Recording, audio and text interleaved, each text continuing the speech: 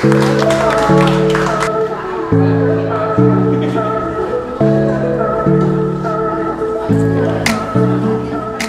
few minutes later.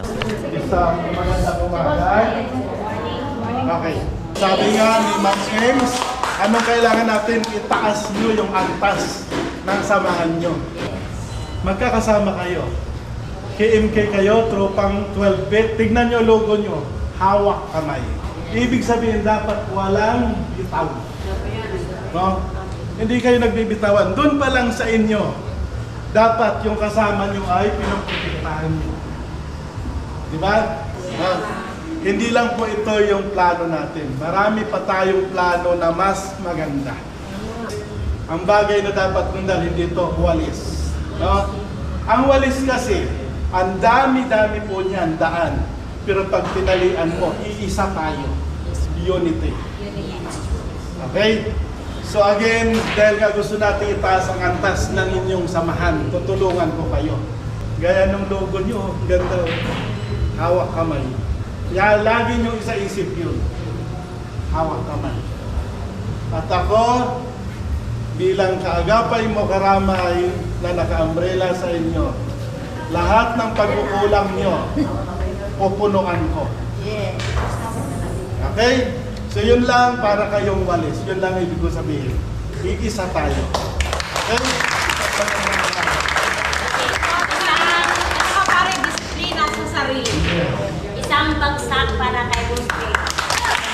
Isang bagsak lang. 1, 2, 3. Oy!